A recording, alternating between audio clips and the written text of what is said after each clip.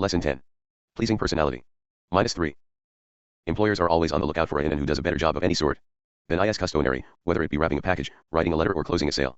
-4. The law of success. Lesson 10. Pleasing personality. You can do it if you believe you can. What is an attractive personality? Of course the answer is, a personality that attracts. But what causes a personality to attract? Let us proceed to find out. Your personality is the sum total of your characteristics and appearances which distinguish you from all others. The clothes you wear, the lines in your face, the tone of your voice, the thoughts you think, the character you have developed. By those thoughts, all constitute parts of your personality. Whether your personality is attractive or not is another matter. By far the most important part of your personality is that which is represented by your character, and is therefore the part that is not visible. The style of your clothes and their appropriateness undoubtedly constitute a very important part of your personality, for it is true that people form first impressions of you from your outward appearance. -5. Even the manner in which you shake hands forms an important part of your personality, and goes a very long way toward attracting or repelling those with whom you shake hands. This art can be cultivated. The expression of your eyes also forms an important part of your personality, for there are people, and they are more numerous than one might imagine, who can look through your eyes into your heart and see that which is written there by the nature of your most secret thoughts. The vitality of your body, sometimes called personal magnetism, also constitutes an important part of your personality. Now let us proceed to arrange these outward mediums through which the nature of our personality is expressed, so that it will attract and not repel. There is one way in which you can so express the composite of your personality that it will always attract, even though you may be as homely as the circus fat woman, and this is by taking a keen heart interest in the other fellow's game in life. Let me illustrate exactly what is meant, by relating an incident that happened some years ago, from which I was taught a lesson 1 and master salesmanship. One day an old lady called at my office and sent in her card with a message saying that she must see me personally. No amount of coaxing by secretaries could induce her to disclose the nature of her visit, therefore I made up my mind that she was some poor old soul who wanted to sell me a book, and remembering that my own mother was a woman. -6. Decided to go out to the reception room and buy her book, whatever it might be. Please follow every detail thoughtfully, for you, too, may learn a lesson in master salesmanship from this incident. As I walked down the hallway from my private office, this old lady, who was standing just outside of the railing that led to the main reception room, began to smile. I had seen many people smile, but never before had I seen one who smiled so sweetly as did this lady. It was one of those contagious smiles, because I caught the spirit of it and began to smile also. As I reached the railing, the old lady extended her hand to shake hands with me. Now, as a rule, I do not become too friendly on first acquaintance when a person calls at my office, for the reason that it is very hard to say no if the caller should ask me to do that which I do not wish to do. However, this dear old lady looked so sweetly innocent and harmless that I extended my hand and she began to shake it. Whereupon, I discovered that she not only had an attractive smile, but she also had a magnetic handshake. She took hold of my hand firmly, but not too firmly, and the very manner in which she went about it telegraphed the thought to my brain that it was she who was doing the honors. She made me feel that she was really and truly glad to shake my hand, and I believe that she was. I believe that her handshake came from the heart as well as from the hand. I have shaken hands with many thousands of people during my public career, but I do not recall -7. Having ever done so with anyone who understood the art of doing it as well as this old lady did.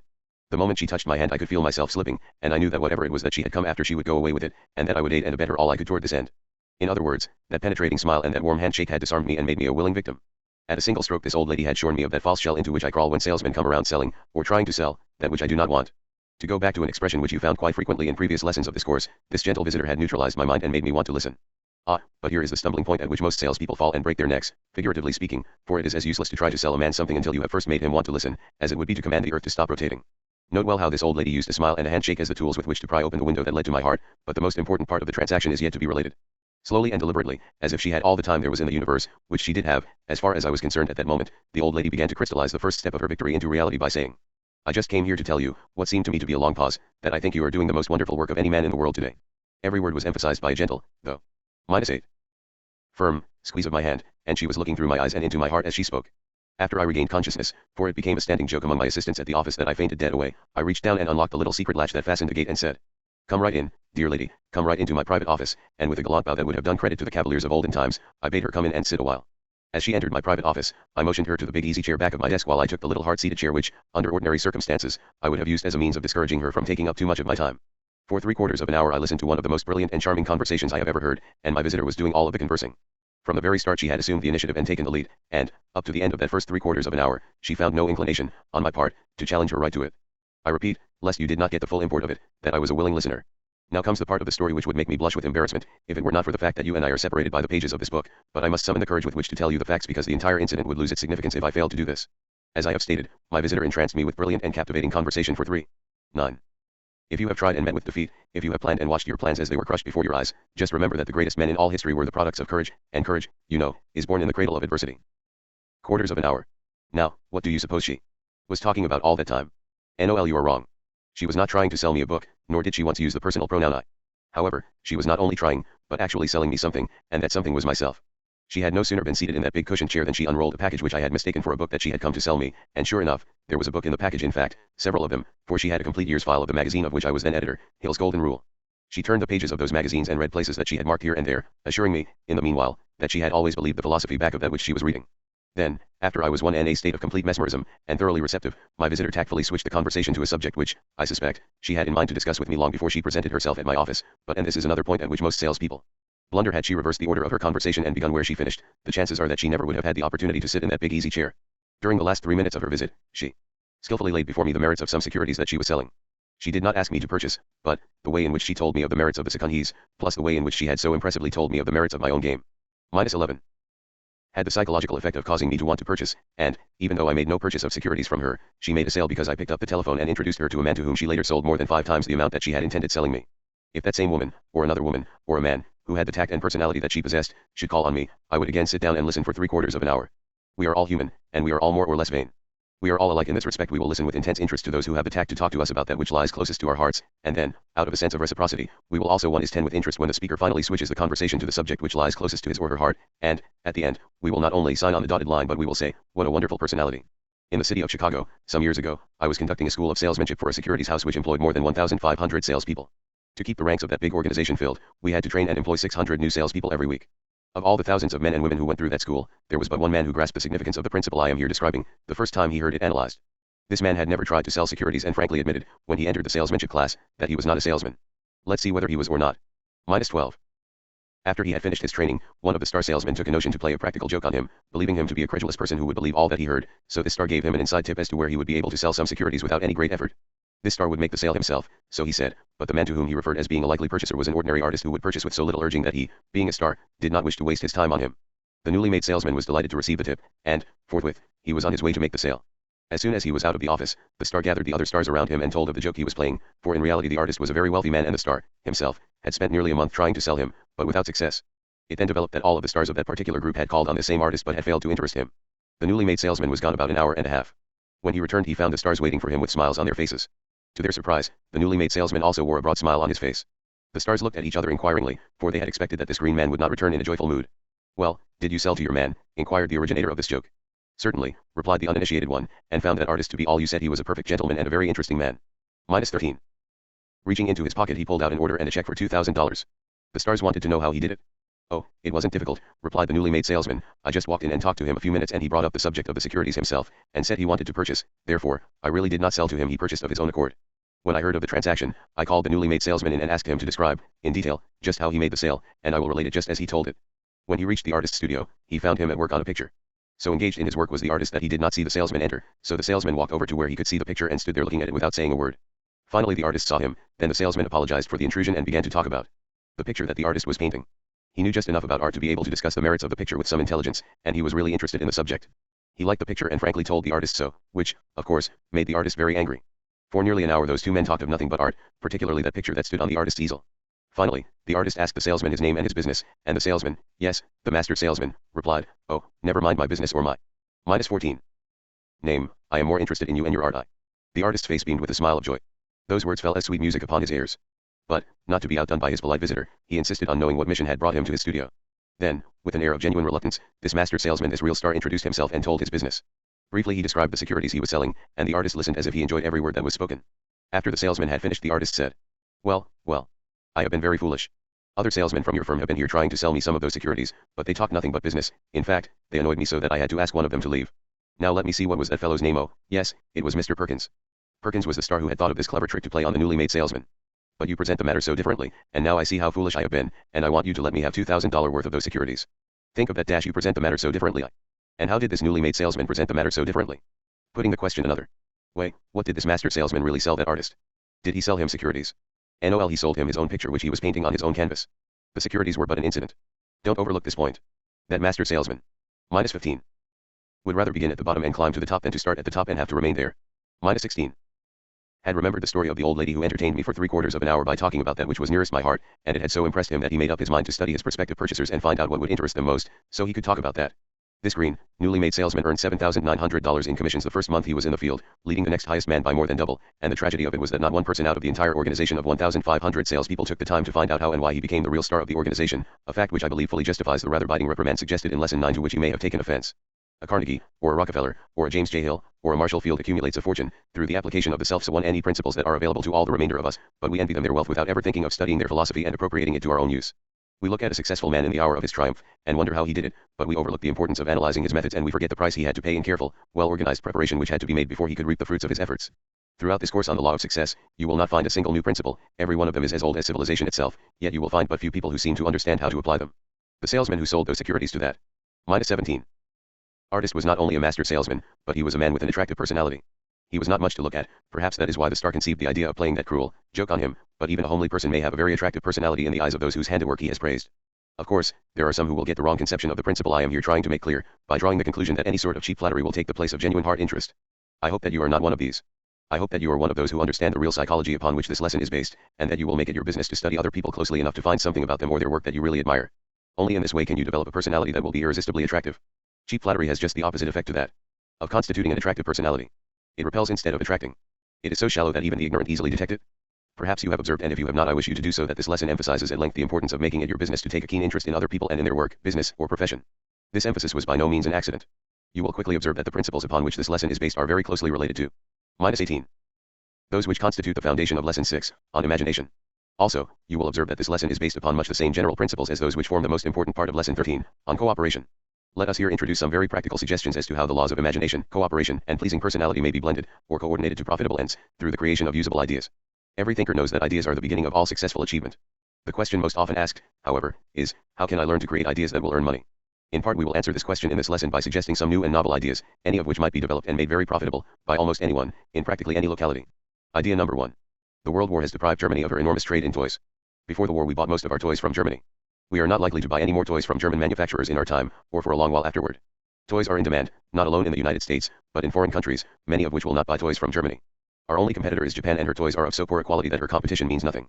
But what sort of toys shall I manufacture and -19. Where will I get the capital with which to carry on the business, you will ask. First, go to a local toy dealer and find out just which class of toy sells most rapidly. If you do not feel competent to make improvements on some of the toys now on the market, advertise for an inventor with an idea for a marketable toy and you will soon find the mechanical genius who will supply this missing link in your undertaking. Have him make you a working model of just what you want, then go to some small manufacturer, woodworker, machine shop, or the like, and arrange to have your toys manufactured. You now know just what your toy will cost, so you are ready to go to some big jobber, wholesaler, or distributor and arrange for the sale of your entire product. If you are an able salesman you can finance this whole project on the few dollars required with which to advertise for the inventor. When you find this man you can probably arrange with him to work out a model for you during his spare evening hours, with the promise that you will give him a better job when you are manufacturing your own toys. He will probably give you all the time you want in which to pay him for his labor, or he may do the work in return for an interest in the business. You can get the manufacturer of your toys to wait for his money until you are paid by the firm to which you sell them, and, if necessary, you can assign to him the invoices for the toys sold and let the money come direct to him. Of course if you have an unusually pleasing and -20. Convincing personality and considerable ability to organize, you will be able to take the working model of your toy to some man of means and, in return for an interest in the business, secure the capital with which to do your own manufacturing. If you want to know what will sell, watch a crowd of children at play, study their likes and dislikes, find out what will amuse them and you will probably get an idea on which to build your toy. It requires no genius to invent. Common sense is all that is necessary. Simply find out what the people want and then produce it. Produce it well, better than anyone else is doing. Give it a touch of individuality. Make it distinctive. We spend millions of dollars annually for toys with which to entertain our children. Make your new toy useful as well as interesting. Make it educational if possible. If it entertains and teaches at the same time it will sell readily and live forever. If your toy is in the nature of a game, make it teach the child something about the world in which it lives, geography, arithmetic, English, physiology, etc. Or, better still, produce a toy that will cause the child to run, jump or in some other way exercise. Children love to move about and moving about is of benefit to them, especially when stimulated by the play motive.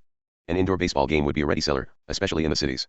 Work out an arrangement for attaching the ball to a string that will be suspended from the ceiling so one child may throw the ball against the wall and then stand back and strike it with a bat as it rebounds. A one-child baseball game, in other words. -21.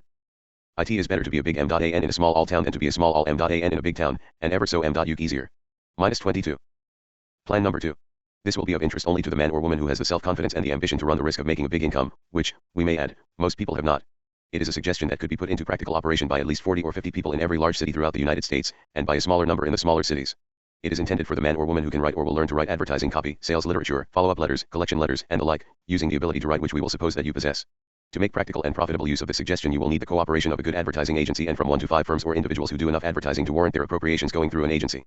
You should go to the agency first and make arrangements with it to employ you and pay you 7% on the gross expenditures of all accounts which you bring to it, this 7% to compensate you for getting the account and for writing the copy and otherwise serving the client in the management of his advertising appropriation. Any reliable agency will gladly give you this amount for all the business you will bring. Then you go to a firm or individual whose advertising account you wish to handle and say in effect that you wish to go to work without compensation. Tell what you can do and what you -23. intend to do for that particular firm that will help it sell more goods. If the firm employs an advertising manager, you are to become virtually his assistant without pay, on one condition, namely, that the advertising appropriation is to be placed through the agency with which you have the connection. Through this arrangement, the firm or individual whose account you thus secure will get the benefit of your personal services without cost and pay no more for placing its advertising through your agency than it would through any other. If your canvas is convincing and you really take the time to prepare your case, you will get your account without much argument. You can repeat this transaction until you have as many accounts as you can handle advantageously, which, under ordinary conditions, will be not more than 10 or 12, probably less if one or more of your clients spends upwards of $25,000 a year in advertising. If you are a competent writer of advertising copy and have the ability to create new and profitable ideas for your clients, you will be able to hold their business from year to year. You of course understand that you are not to accept more accounts than you can handle individually. You should spend a portion of your time in the place of business of each of your clients. In fact, you should have a desk and working equipment right on the grounds, so you can get first-hand information as to your clients' sales problems as well as accurate information as to their goods and wares. Through this sort of effort, you will give the advertising agency a reputation for effective service. -24. Such as it would get in no other way, and you will please your clients because they will see satisfactory returns from your efforts. As long as you keep the agency and the clients whom you serve satisfied, your job is safe and you will make money. A reasonable expectation of returns under this plan would be a gross business of $250,000 a year, on which your 7% would amount to $17,500. A man or woman of unusual ability could run the figure much higher than this, up to, say, an income of $25,000 a year, while the tendency would be, however, to drop down to around $5,000 to $7,500, which are the figures that the average man or woman might reasonably expect to earn. You can see that the plan has possibilities. It supplies independent work and gives you 100% of your earning power. It is better than a position as advertising manager, even if the position paid the same money, because it practically places you in a business of your own -one in which your name one's constantly developing a survival value. Plan number 3. This plan can be put into operation by almost any man or woman of average intelligence, and with but little preparation. Go to any first-class printer and make arrangements with him to handle all the business you bring to him, allowing you a commission of say 10% on the gross amount. Then go to the largest users of printed matter and get samples of everything in the way of printing that they use. Form a partnership or working arrangement with a -25 commercial artist who will go over all this printed matter, and wherever suitable or appropriate he will improve the illustrations or make illustrations where none were used before, making a rough pencil sketch which can be pasted to the original printed matter. Then, if you are not a writer of copy, form a working arrangement with someone who is and get him or her to go over the copy of the printed matter and improve it in every respect possible. When the work is complete, go back to the firm from whom you get the printed matter, taking with you quotations on the work and show what can be done in the way of improvement. Say nothing about your quotations, however, until you have shown how much you could improve the printed matter. You will probably get the entire business of that firm by giving that sort of service in connection with every job of printing it has done. If you perform your service properly, you will soon have all the business that your commercial artist, your copywriter and you can handle. It ought to be good for $5,000 a year apiece for you. Any profits that you earn from the work of others in connection with any of these plans will be a legitimate profit, a profit to which you will be entitled in return for your ability to organize and bring together the necessary talent and ability with which to perform satisfactory service. If you go into the toy business, you will be entitled to a profit on the work of those who make the toys, because it will be through your ability that employment for them is available. It is more than likely that your brains and your -26 ability, when added to that of those who work with you or for you, will greatly increase their earning capacity, even to the extent that they can well afford to see you make a small amount from their efforts. Because they will be still earning much more than they could earn without your guidance. You are willing to take any of these plans and make a profit out of them, are you not? You see nothing wrong on your part, do you? If you are an employee, working for some other person or firm, may it not be possible that the head of that firm or that individual, with his ability to organize, finance, etc., is increasing your own earning capacity right now? You want to get out of the employee class and become an employer. We do not blame you for that. Nearly every normal person wants to do the same. The one best first step to take is to serve the firm or individual for whom you are working just as you would wish to be served if you were that individual or the head of that firm. Who are the big employers of help today? Are they the rich men's sons who fell heir to employership? Not on your life. They are the men and women who came up from the ranks of the most lowly sort of labor, men and women who have had no greater opportunity than you have. They are in the positions that they hold because their superior ability has enabled them intelligently to direct others. You can acquire that ability if you will try. Right in the town or city where you live, there are people who probably could benefit by knowing you, and who could undoubtedly benefit you in return. In one section of the city lives John Smith, who wishes -27 aspiration is greater than realization, because it keeps us eternally climbing upward toward Sun 1 unattained goal. -28 to sell his grocery store and open a moving picture theater. In another section of the city is a man who has a moving picture theater that he would like to trade for a grocery store. Can you bring them together? If you can, you will serve both and earn a nice remuneration. In your town or city are people who want the products raised on the farms in the surrounding community. On those farms are farmers who raise farm products and who want to get them into the hands of those who live in town. If you can find a way of carrying the farm products direct from the farm to the city or town consumer, you will enable the farmer to get more for his products and the consumer to get those products for less, and still there will be a margin to pay you for your ingenuity in shortening the route between producer and consumer. In business there are, broadly speaking, two classes of people: the producers and the consumers. The tendency of the times is to find some way of bringing these two together without so many intermediaries. Find a way to shorten the route between producer and consumer, and you will have created a plan that will help these two classes and handsomely profit you. The laborer is worthy of his hire. If you can create such a plan, you are entitled to a fair proportion of that which you save for the consumer, and also a fair proportion of that which you make for the producer. Let us warn you that whatever plan you create as a means of making money, you had better see that it slices off a little of the cost to the consumer instead of adding a little to that cost. -29. The business of bringing producer and consumer together is a profitable business when it is conducted fairly to both, and without a greedy desire to get all there is in sight. The American public is wonderfully patient with profiteers who impose upon it, but there is a pivotal point beyond which even the shrewdest of them dare not go.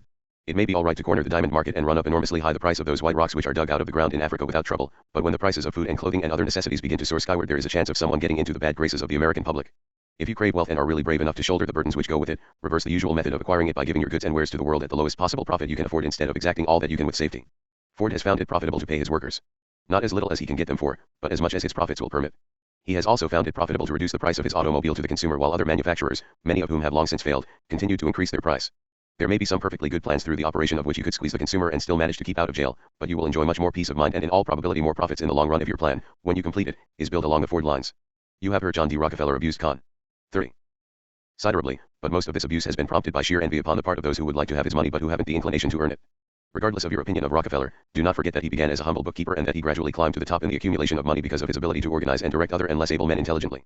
This author can remember when he had to pay 25 cents for a gallon of lamp oil and walk 2 miles through the hot sun and carry it home in a tin can in the bargain. Now, Rockefeller's wagon will deliver it at the back door, in the city or on the farm, at a little over half that sum. Who has a right to begrudge Rockefeller his millions as long as he has reduced the price of a needed commodity? He could just as easily have increased the price of lamp oil to $50, but we seriously doubt that he would be a multimillionaire today if he had done so. There are a lot of us who want money, but 99 out of every 100 who start to create a plan through which to get money give all their thought to the scheme through which to get hold of it and no thought to the service to be given in return for it. A pleasing personality is one that makes use of imagination and cooperation. We have cited the foregoing illustrations of how ideas may be created to show you how to coordinate the laws of imagination, cooperation, and a pleasing personality. Analyze any man who does not have a pleasing personality and you will find lacking in that man the faculties of imagination and cooperation also. -31. This brings us to a suitable place at which to introduce one of the greatest lessons on personality ever placed on paper. It is also one of the most effective lessons on salesmanship ever written, for the subjects of attractive personality and salesmanship must always go hand in hand, they are inseparable. I have reference to Shakespeare's masterpiece, Mark Antony's speech at the funeral of Caesar. Perhaps you have read this oration, but it is here presented with interpretations in parentheses which may help you to gather a new meaning from it. The setting for that oration was something like the following. Caesar is dead, and Brutus, his slayer, is called on to tell the Roman mob, that has gathered at the Undertaker's, why he put Caesar out of the way. Picture, in your imagination, a howling mob that was none too friendly to Caesar, and that already believed that Brutus had done a noble deed by murdering him. Brutus takes the platform and makes a short statement of his reasons for killing Caesar. Confident that he has won the day he takes his seat. His whole demeanor is that of one who believes his word will be accepted without question, it is one of haughtiness. Mark Antony now takes the platform, knowing that the mob is antagonistic to him because he is a friend of Caesar. In a low, humble tone of voice Antony begins to speak. Antony, for Brutus' sake, I am beholding to you. Fourth citizen, what does he say of Brutus? Third citizen, he says, for Brutus' sake, he finds himself beholding to us all. -32. Fourth citizen, 'twere best he speak no harm of Brutus here. First citizen, the Caesar was a tyrant. Third citizen, nay, that's certain, we are blessed that Rome is rid of him. Second citizen, peace. Let us hear what Antony can say. Here you will observe, in Antony's opening sentence, his clever method of neutralizing the minds of his listeners. Antony, you gentle Romans, about as gentle as a gang of Bolsheviks won in a revolutionary labor meeting. All, peace, ho. Let us hear him. Had Antony begun his speech by knocking Brutus, the history of Rome would have been different. Antony, friends, Romans, countrymen, lend me your ears, I come to bury Caesar, not to praise him. Allying himself with what he knew to be the state of mind of his listeners.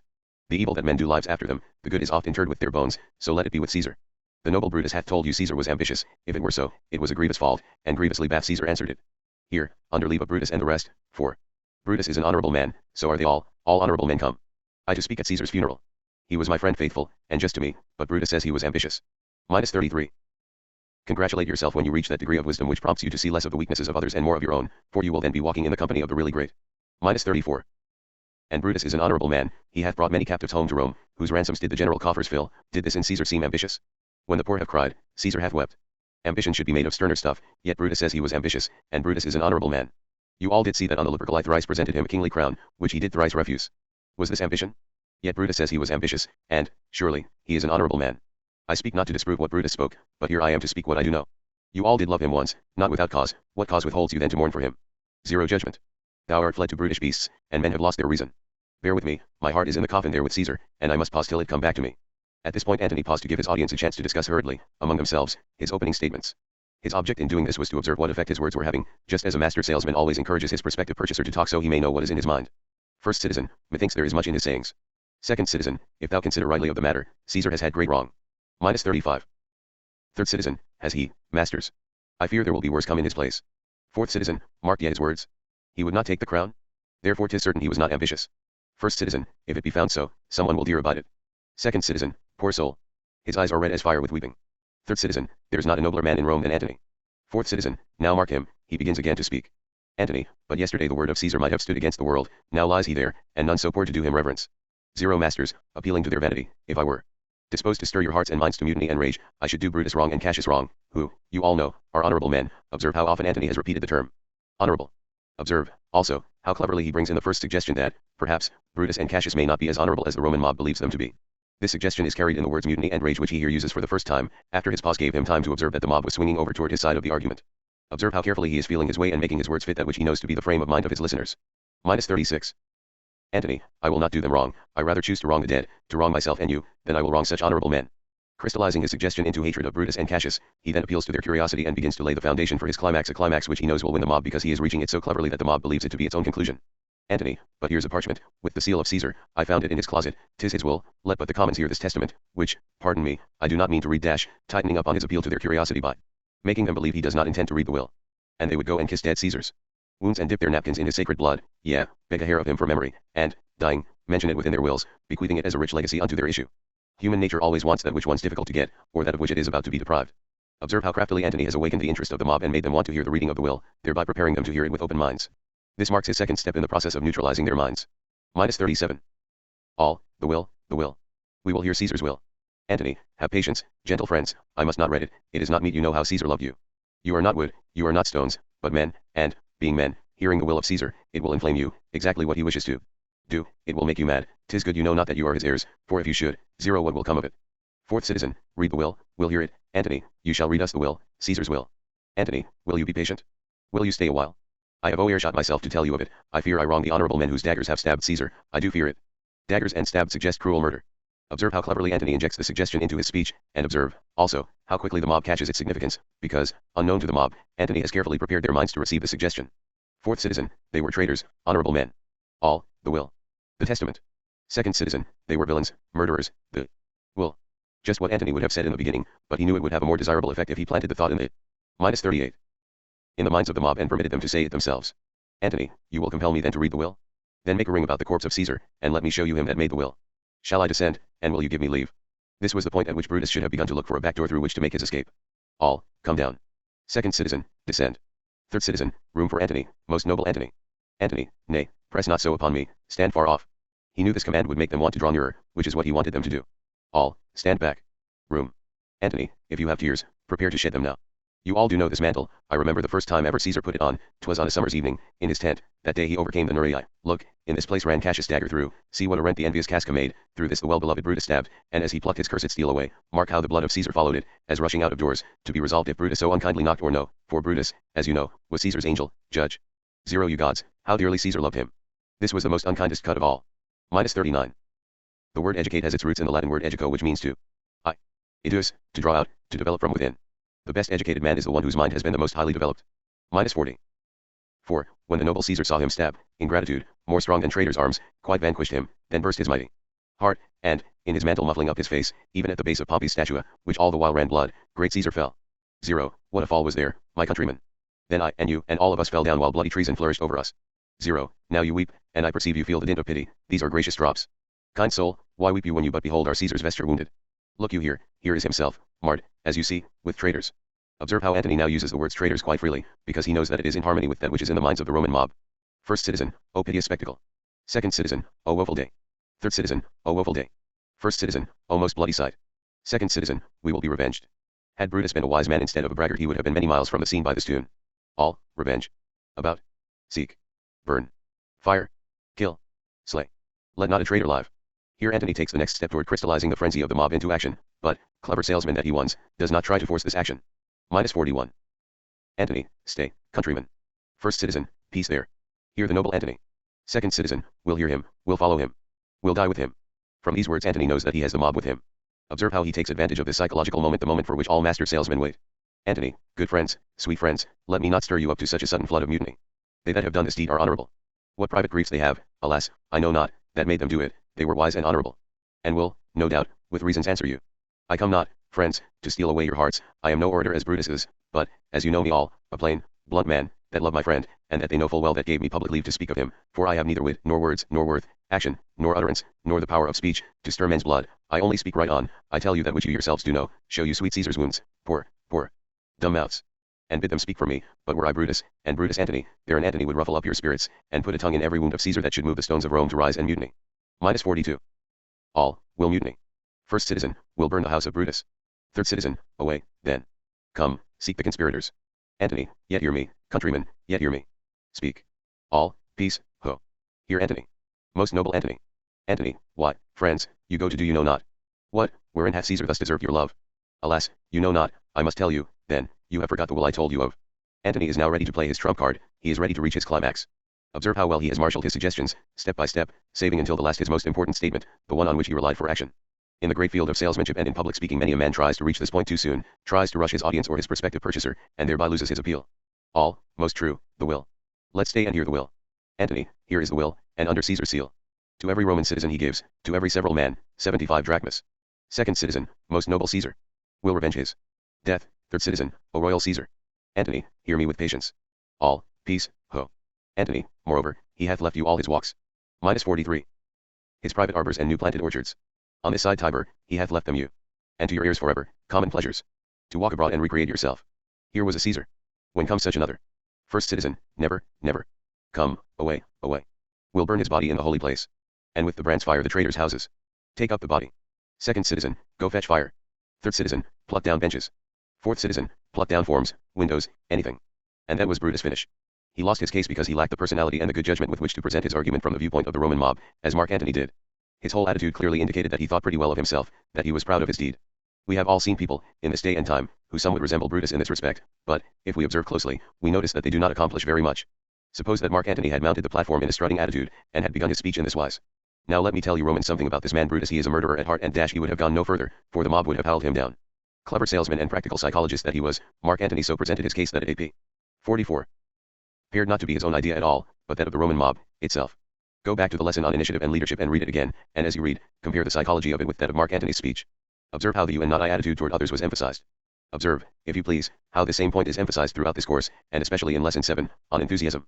Shakespeare was, by far, the most able psychologist and writer known to civilization. For that reason, all of his writings are based upon unerring knowledge of the human mind. Throughout this speech, which he placed in the mouth of Mark Antony, you will observe how carefully he assumed the you attitude, so carefully that the Roman mob was sure that its decision was of its own making. I must call your attention, however, to the fact that Mark Antony's appeal to the self-interest of the Roman mob was of the crafty type, and was based upon the stealth with which dishonest men often make use of this principle in appealing to the cupidity and avarice of their victims. While Mark Antony displayed evidence of great self-control in being able to assume, at the beginning of his speech, an attitude toward Brutus that was not real, at the same time it is obvious that his entire appeal was based upon his knowledge of how to influence the minds of the Roman mob, through flattery. The two letters reproduced in Lesson 7, of this course, illustrate, in a very concrete way, the value of the you and the fatality of the I appeal. Go back and read these letters again and observe how. -45. I have great wealth that can never be taken away from me, that I can never squander, that cannot be lost by declining stocks or bad investments. I have the wealth of contentment with my lot in life. -46. The more successful of the two follows closely the Mark Antony appeal, while the other one is based upon an appeal of just the opposite nature. Whether you are writing a sales letter, or preaching a sermon, or writing an advertisement, or a book, you will do well to follow the same principles employed by Mark Antony in his famous speech. Now let us turn our attention to the study of ways and means through which one may develop a pleasing personality. Let us start with the first essential, which is character, for no one may have a pleasing personality without the foundation of a sound, positive character. Through the principle of telepathy you telegraph the nature of your character to those with whom you come in contact, which is responsible for what you have often called an intuitive feeling that the person whom you had just met, but about whom you did not know very much, was not trustworthy. You may embellish yourself with clothes of the neatest and latest design, and conduct yourself in a most pleasing manner as far as outside appearances go, but if there is greed, and envy, and hatred, and jealousy, and avarice, and selfishness in your heart, you will never attract any, except those characters which harmonize with your own. Like attracts like, and you may be sure, therefore, that those who are attracted to you are those whose inward natures parallel your own. You may embellish yourself with an artificial smile that belies your feelings, and you may practice the art of handshaking so that you can imitate, perfectly, the handshake of the person who is an -47 adept at this art, but, if these outward manifestations of an attractive personality lack that vital factor called earnestness of purpose, they will repel instead of attract. How, then, may one build character? The first step in character building is rig-id self-discipline. In both the second and eighth lessons of this course, you will find the formula through which you may shape your character after any pattern that you choose, but I repeat it here, as it is based upon a principle that will bear much repetition, as follows.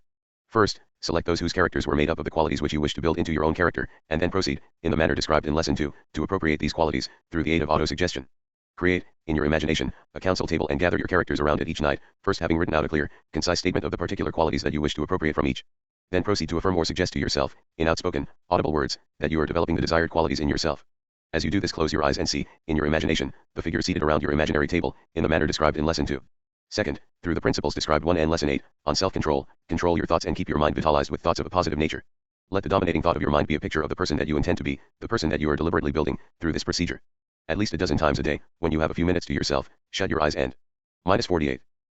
Direct your thoughts to the figures which you have selected to sit at your imaginary council table, and feel, with a faith that knows no limitation, that you are actually growing to resemble in character those figures of your choice. Third, find at least one person each day, and more if possible, in whom you see some good quality that is worthy of praise, and praise it. Remember, however, that this praise must not be in the nature of cheap, insincere flattery, it must be genuine. Speak your words of praise with such earnestness that they will impress those to whom you speak, then watch what happens. You will have rendered those whom you praise a decided benefit of great value to them, and you will have gone just one more step in the direction of developing the habit of looking for and finding the good qualities in others. I cannot overemphasize the far-reaching effects of this habit of pra1s1ng, openly and enthusiastically, the good qualities in others, for this habit will soon reward you with a feeling of self-respect and manifestation of gratitude from others, that will modify your entire personality. Here, again, the law of attraction enters, and those whom you praise will see, in you, the qualities that you see in them. Your success in the application of this formula will be in exact proportion to your faith in its soundness.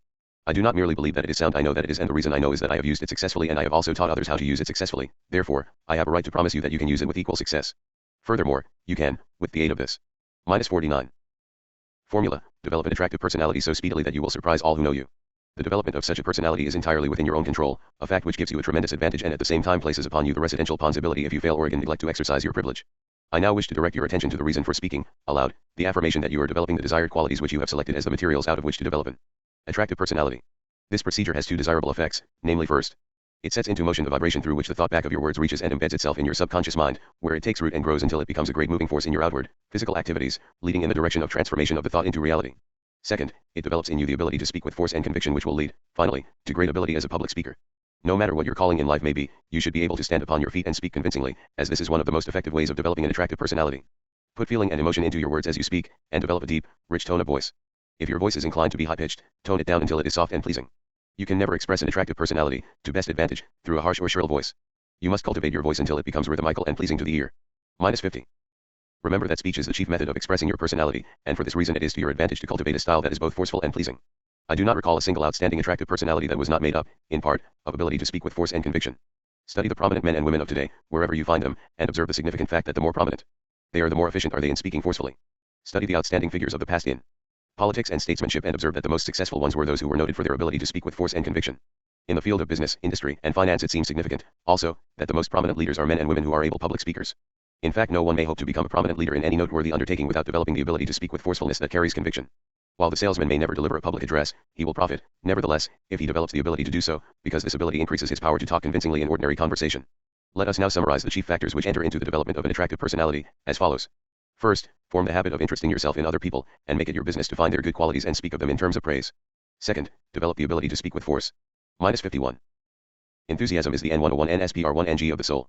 Keep it wound up and you will never be without power to get what you actually need. -52. And conviction, both in your ordinary conversational tones and before public gatherings, where you must use more volume. Third, clothe yourself in a style that is becoming to your physical build and the work in which you are engaged.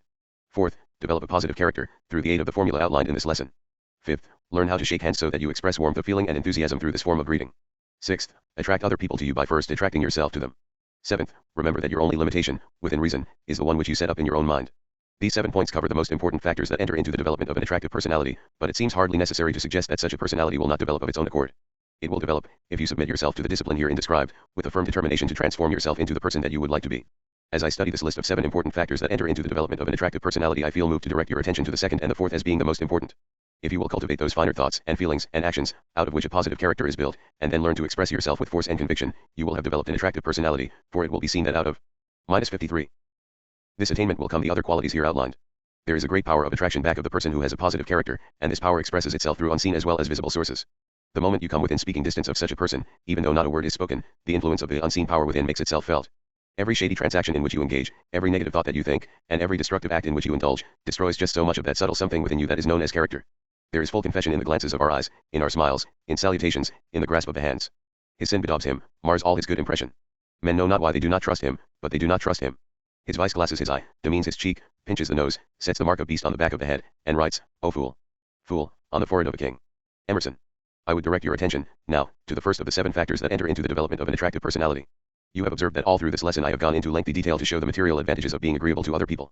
However, the biggest advantage of all lies, not in the possibility of monetary or material gain which this habit offers, but in the beautifying effect that it has upon the character of all who practice it. Acquire the habit of making yourself agreeable and you profit both materially and mentally, for you. -54. Will never be as happy in any other way as you will be when you know that you are making others happy. Remove the chips from your shoulders and quit challenging men to engage you in useless arguments. Remove the smoked glasses through which you see what you believe to be the blueness of life and behold the shining sunlight of friendliness in its stead. Throw away your hammer and quit knocking, for surely you must know that the big prizes of life go to the builders and not the destroyers. The man who builds a house is an artist, the man who tears it down is a junkman. If you are a person with a grievance, the world will listen to your vitriolic ravings, providing it does not see you coming, but, if you are a person with a message of friendliness and optimism, it will listen because it wishes to do so. No person with a grievance can be also a person with an attractive personality. The art of being agreeable. Just that one simple trade once. The very foundation of all successful salesmanship. I drive my automobile 5 miles into the outskirts of the city to purchase gasoline which I could procure within 2 blocks of my own garage. Because the man who runs the filling station is an artist, he makes it his business to be agreeable. I go there, not because he has cheaper gasoline, but because I enjoy the vitalizing effect of his attractive personality. 50th Street and Broadway, in New York, not. -55.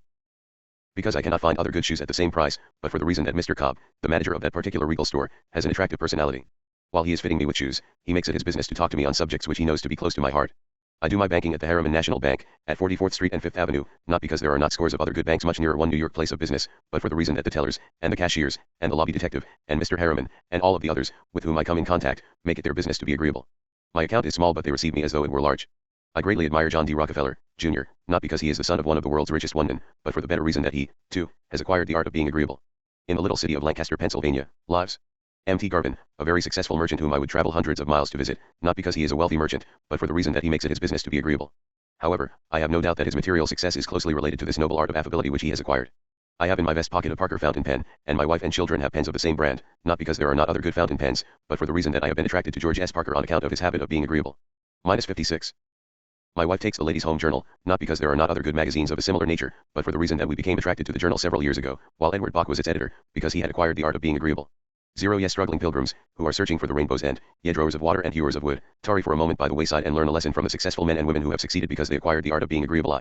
You can win, for a time, through ruthlessness and stealth. You can garner in more of this world's goods than you will need, by sheer force and shrewd strategy, without taking the time or going to the trouble of being agreeable. But, sooner or later, you will come to that point in life at which you will feel the pangs of remorse and the emptiness of your well-filled purse.